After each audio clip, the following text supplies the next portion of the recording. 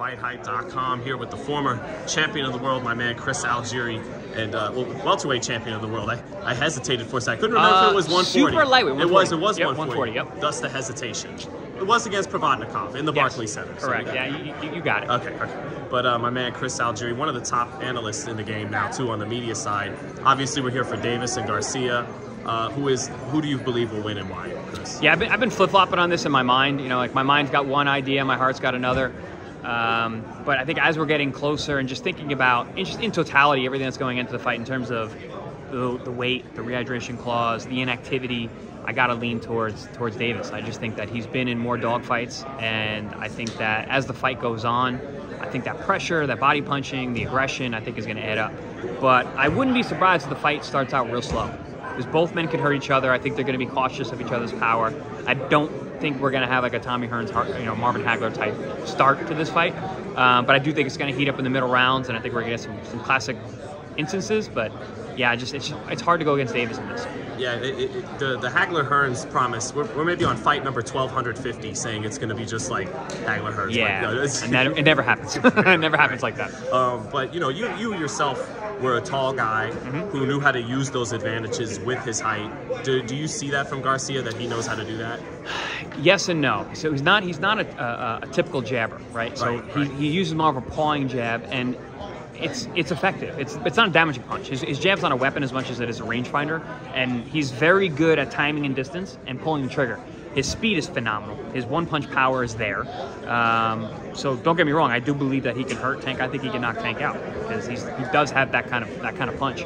But he uses that jab to measure, and he does what is kind of like a pull hook. He touches, has this out, and then he sees an opening, and he likes to pull that trigger and pull that left hook. If he can time Tank as he's bobbing and weaving and trying to get his way inside because of the height difference, there's an opportunity there for I think that he could actually do some damage. But yeah, he doesn't fight so much like a long fighter in terms of like a normal, like an Oscar De La Hoya type when he was in the 130s, 135, even up to 47. He was still very tall and long for the weight class, where you have jab, you have footwork. Different kind of fighter, very, very different.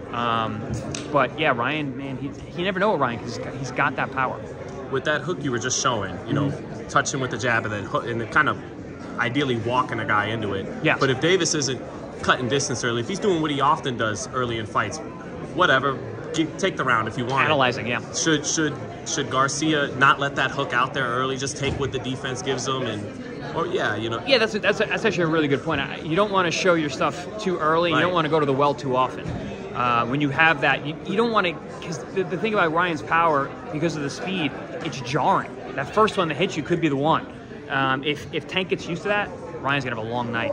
So I believe that if Tank goes out there and he's not too aggressive, I think Ryan should change up his jab a little bit, make it more of a scoring weapon at least. Just put it out there, snap it. If Tank doesn't do a whole lot in the beginning, banking those early rounds would be a really good idea for Ryan. Maybe let the straight right hand be the shot in the first half. If he's keeping away. He says he's been working on it. Well, I mean, we'll see. Did you get a chance to watch the presser at all yesterday? I did. I saw the clips. Yeah. Do you take anything mentally from both guys heading? Do we make too much of that, or are guys like Bernard Hopkins, and they're right, it's a big part of it, yes. And there's things to glean from it. What'd you make of it? Yeah, I don't know how much these guys, like we're talking about, like Bernard Hopkins, who was the master of the mind games at the press conferences and whatnot. He was an older guy, had been around and seen it a long time. These guys are both pretty young, and they haven't had to play as many games. I think Ryan's probably done more talking in his fights than Tank, but still, even at that, he hasn't really had to. Now he has to because of the magnitude of this fight. And but I don't know. I think these guys, they're so similar in terms of where they're at in their careers, and they're both young, hungry guys who are very, very popular. I don't think it's going to play as big as a role in this game. I think that these guys just go out there and fight. Where do you stand, as a former champion on the camp spy stuff? Do you tip your hat to the art of war, or are you like De La Hoya and say that's weak? No, dude, by any means necessary. Whatever you can do to win, whether it's getting in a guy's head, whether it's instilling fear, it's instilling questions, whatever it takes. That's just part of this game. The weakness is in the guy who's allowing it to be, to happen. If you're allowing it to take advantage of you, if you're stoic and you just take it in and be like, whatever, man, it's a fight.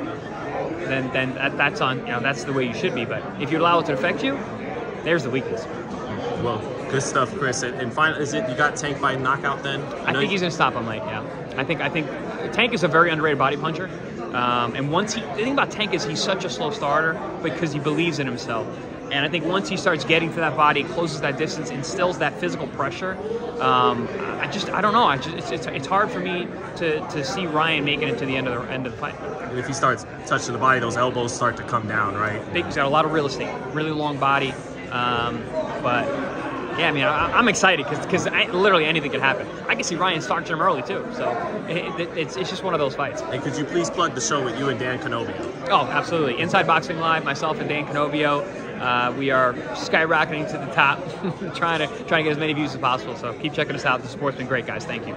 Two Italians just trying to make a living in boxing still. Two Long Island Giddies just chatting about fights. You said the G word, not me. No, yeah. thank you, Chris.